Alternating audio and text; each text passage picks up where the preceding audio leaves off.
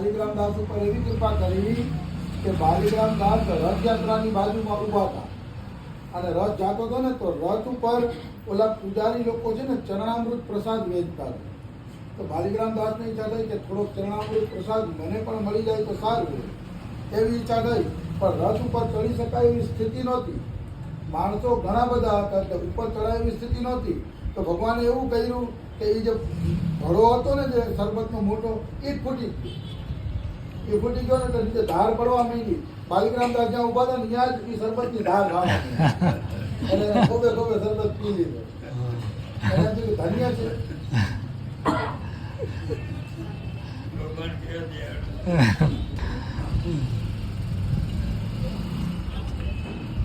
ભક્તની નાનામાં નાની ઈચ્છા પૂરી કરવા માટે લાલાયિત હોય છે ભગવાન.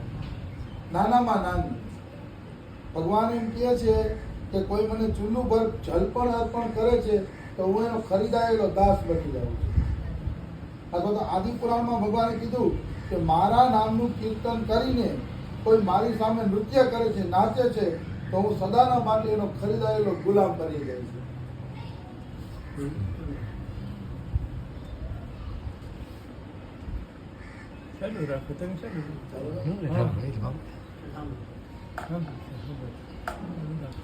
આદિ પુરાણમાં ભગવાને કીધું છે કે જે કોઈ નૃત્ય સાથે કીર્તન કરે છે મારા નામનું, તો હું એનો ખરીદાયેલો દાસ બની જાઉં છું. મતલબ ભગવાનને મેળવવા સહેલા છે, સંસારને મેળવવો અઘરો છે. કારણ કે સંસારમાં કાંઈ વસ્તુ મફત નથી મળતી, પણ ભગવાન તો કેવલ કીર્તનથી મળે છે. એટલે આપણે એમ કહી શકીએ કે ભગવાનને મેળવવા હેલા છે.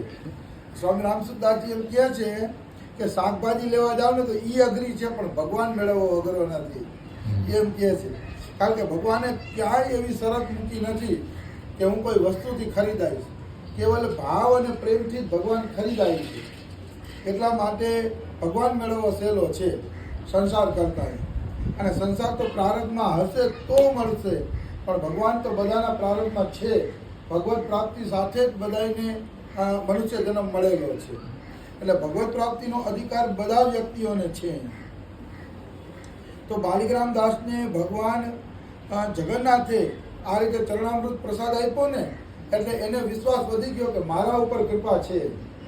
એના મનમાં જે ગ્લાનિ હતી ને કે ભગવાન મારા પર કૃપા કરશે કે નહીં, હું તો હીન જાતિનો છું, તુચ્છ જાતિનો છું, તો કૃપા કરશે કે નહીં, જે ગ્લાનિ હતી ને એ ગ્લાનિ એની નીકળી ગઈ. કારણ કે જગન્નાથે એને ચરણામૃત પ્રસાદ આપી દીધો. પછી શું થયું, બાલીગ્રામ દાસ ઘરે આવ્યા, પણ એના મગજમાં તો જગન્નાથ ભગવાન જ ઘૂમતા હતા. જે કૃપા કરી હતી એ ચિત્ર જ એના નજર સામે હતું. મતલબ એવી એક કૃપા થાય છે ને, રામાયણમાં એમ કહે છે મમ દર્શન ફલ પરમ અનુપા જીવ પાવ નિજ સહજ સ્વરૂપા. એક વખત કોઈ જીવ પર ભગવાનની કૃપા થઈ જાય ને એટલે એને પોતાના સ્વરૂપનું જ્ઞાન થઈ જાય છે કે હું ભગવાનનો દાસ છું. કાયમી માટે એને જ્ઞાન થઈ જાય છે. ત્યારે એક વખત ભગવાન કોઈ જીવ ઉપર કૃપા કરે છે, તો આના પર કૃપા થઈ ગઈ હતી એટલે એને સ્વરૂપનું જ્ઞાન થઈ ગયું. એટલે એનું મન જગન્નાથ ભગવાનમાં જ લાગેલું રહેતું.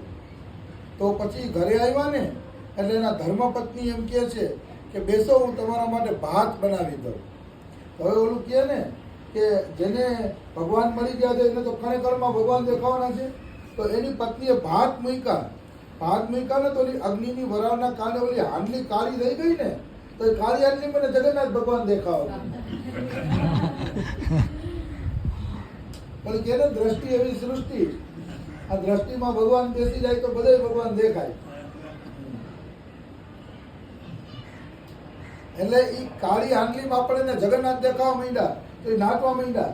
તો જે જગન્નાથપુરીમાં દર્શન કર્યા હતા, આજ મારા ઘરે પધાર્યા, મારા ઘરે આવી ગયા.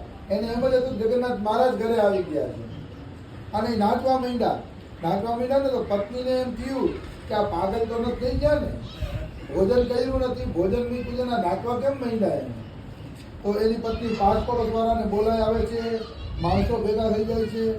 એક સંત એમ કહે છે કે આ પાગલ નથી થઈ ગયા, આને તો ભગવાનની એવી દિવ્ય અનુભૂતિ થઈ ગઈ છે કે જે જન્મ પછી કોઈ ભક્તને થાય છે.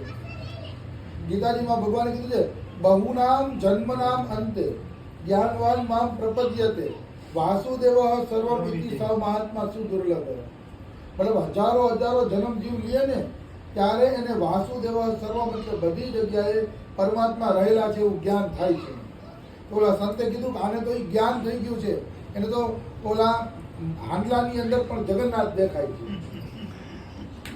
એવી સ્થિતિ એની. પછી દિવસે દિવસે એની ભક્તિ વધવા માંડી, દિવસે દિવસે એનું ભજન વધવા માંડ્યું. અને ભક્તિનું એક લક્ષણ છે કે ભક્તિ વધે ને એટલે ભગવાન પ્રત્યે ન્યોછાવર ખાવાનું મન થાય. અંદર શું આપી દઉં ભગવાનને, શું સેવા કરું પ્રભુની, ન્યોછાવર થવાની એક ભાવના જાગે છે ભક્તના મનમાં. હા,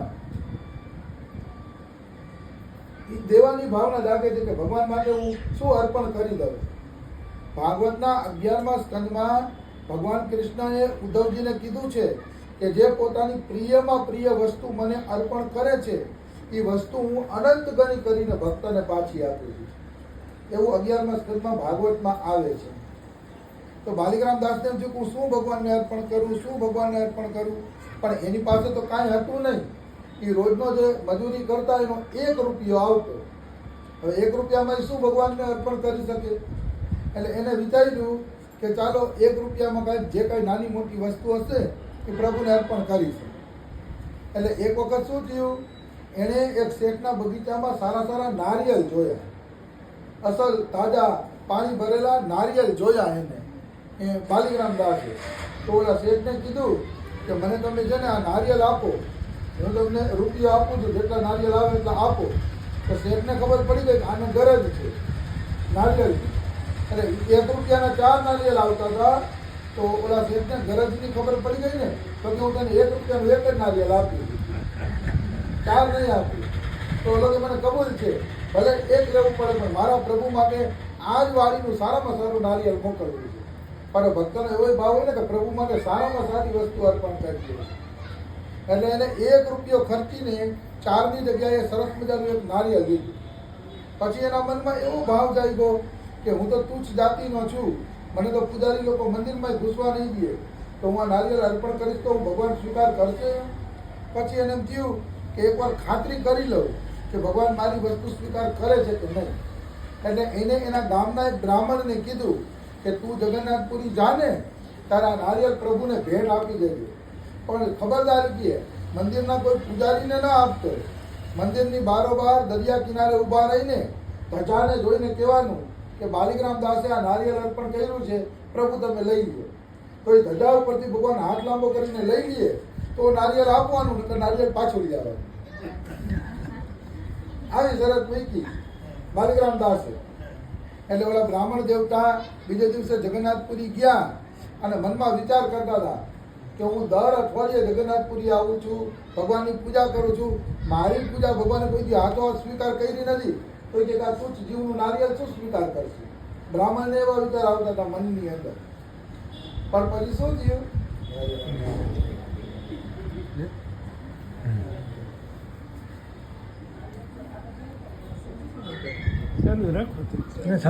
બે જાય